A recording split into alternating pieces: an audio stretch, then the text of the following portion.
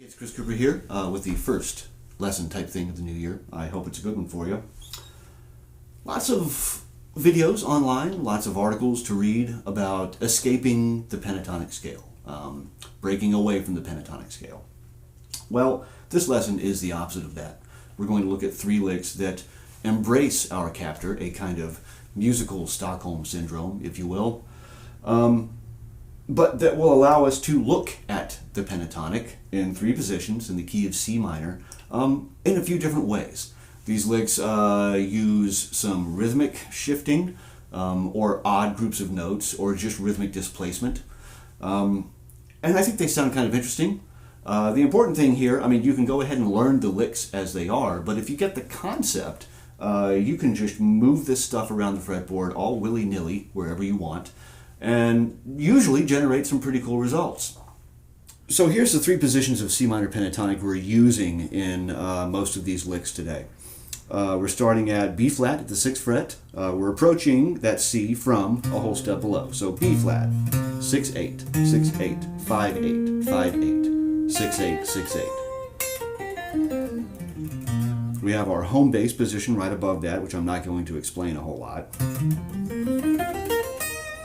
And then the next position up, starting from E flat, the 11th fret, 11, 13, 10, 13, 10, 13, 10, 12, 11, 13, 11, 13.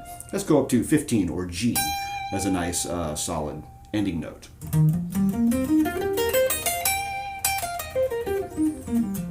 So lick number 1 starts on the position below our home bass at the 8th fret. And we're going to use a repeating kind of a motif across our sets of 2 strings. We're going 6, 8, hybrid picking with the middle finger, 10th fret of the A string, and then we're bouncing back and forth between that C, B flat, and C, or 8, 6, 8. So here it is. That's basically the guts of this lick. We move that shape up to the 8th fret of the A string and do it again. We move it across to the 8th fret of the D string and do it again. We move up and alter it a little bit from the G string, 10th fret, 10, 12, 13, 12, 10, 12. We're moving up to the 11th fret of the B string, 11, 13, 15, 13, 11, 13. And then we'll finish it off with something chromatic maybe. In context,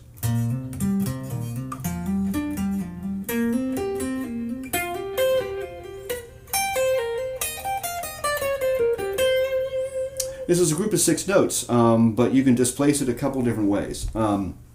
First off, here it is just straight 6s. 1, 2, 3, 1, 2, 3, 1, 2, 3.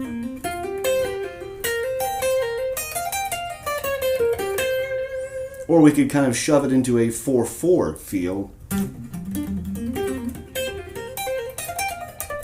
The second lick doesn't cover a whole lot of ground. In fact, it just hangs out in this 13th fret position of C minor pentatonic, which is, starting on the low E string, 13, 15, 13, 15, 13, 15, 12, 15, 13, 16, 13, 15.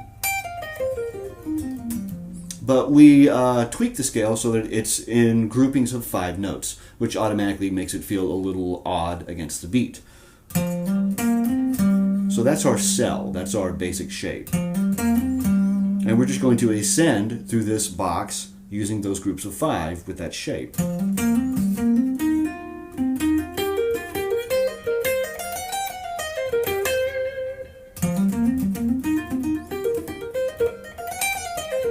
It involves a little more position shifting. We use this stacked 5th shape that I've talked about before, starting from the 11th fret. We are still in our C minor, C Dorian kind of groove here. And we're going to use some hybrid picking too to accomplish it. So geometry-wise, we're going 11 on the E string, 13 on the A string, and 15 on the D string. And we're hybrid picking that. Pick, middle, ring, and then sliding up to the 17th fret. Alright, we're descending with what looks a little bit like a D minor arpeggio. 15, 14, 15, 17. Altogether the first half.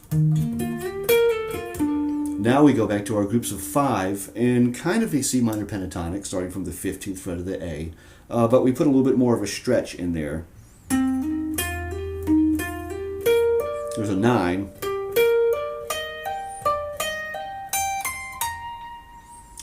Let's put the whole thing together and see how it sounds.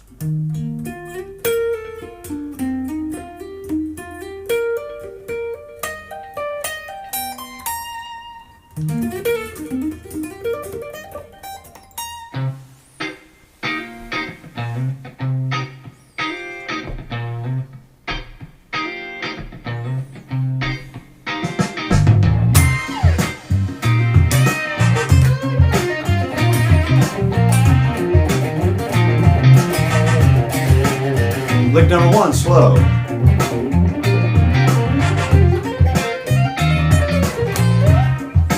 Well, that wasn't really slow. Let's do it slow this time.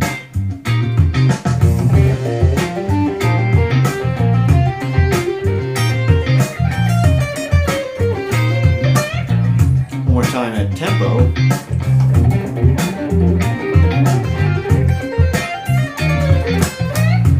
Pretty cool.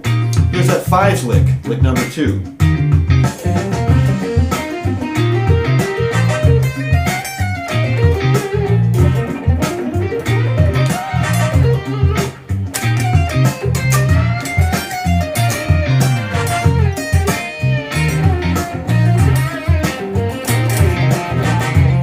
Here's lick number 3, starting from E flat.